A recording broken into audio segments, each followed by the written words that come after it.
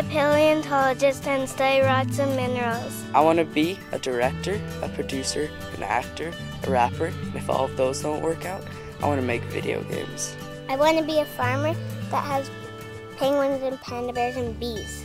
I want to be a princess. I want to travel the world and save animals.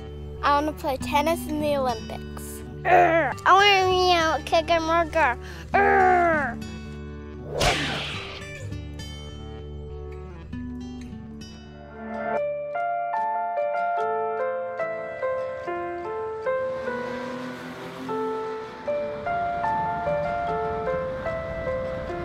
Usually you see deflated little humans.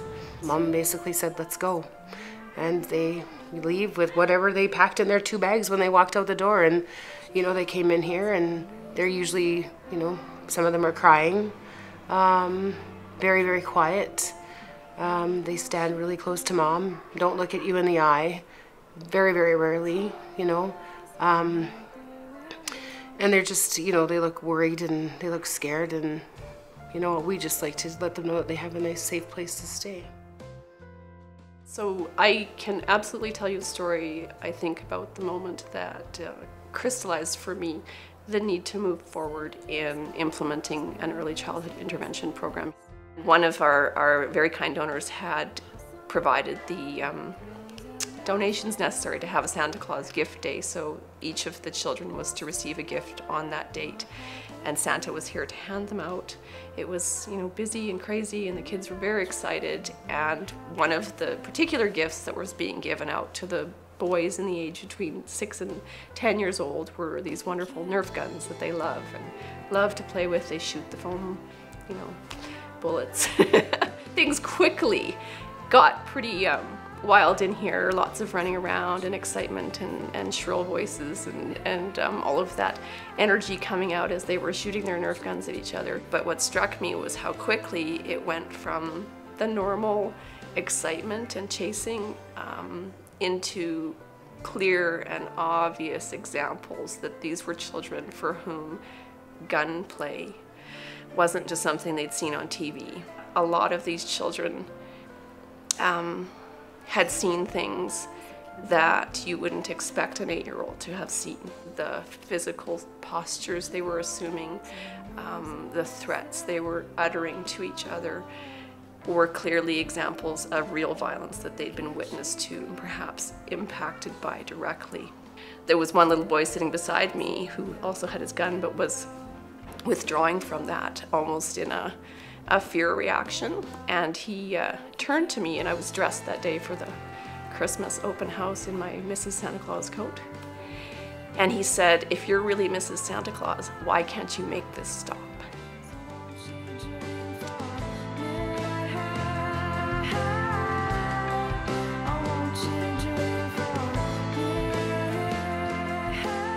From kind of an observing standpoint, we could see that some of the kids were lagging. We could see, you know, maybe some speech delay. We could see some emotional outbursts.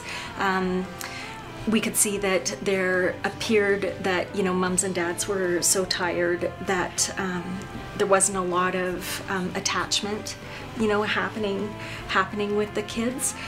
So we thought if we could get some clinical assessment going, we could get a baseline with these kids, and then that would be the first step to seeing where they were at and what we needed to do to address these issues in a very intentional manner. I think oftentimes the kids here live with adult questions, and they deal with adult topics. You know, where are they going to sleep? What are they going to eat? What's going on next door? You know, how are mom and dad going to pay for rent, or are they going to be able to pay for rent? And I think what we hope to do with the program is take those adult topics away from kids. Kids shouldn't need to shoulder those kinds of burdens, and give them a childhood experience that any other child could expect. Leaves as they blow. DreamINN Big, where can she go? We believe that children need a lot of exposure to things that enhance their own resiliency. So a lot of that is a sense of success, giving them, empowering them around succeeding at their developmental stage.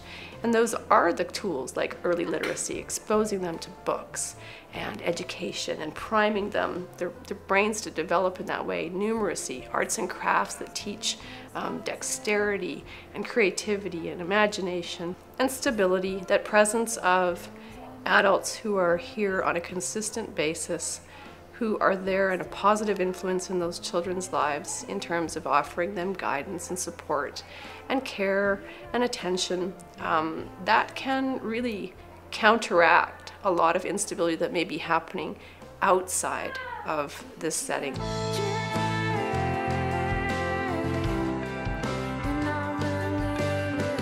I think one of the things we do know is that we're quickly going to outgrow our little space that we're making do with right now. This building was never designed to house any kind of programming that was specific to young children. And so I think our dream in the future is that we would have a physical space where we could provide an enriched early childhood development program for all of the children who we serve, whether it be in shelter or those who've moved on and are now in community. And that would mean having another space available, having a facility that served that need. Of particular note here is the fact that we don't have any outdoor play space. And for little people, that's critical, right? That physical play is a really important factor in that early childhood development.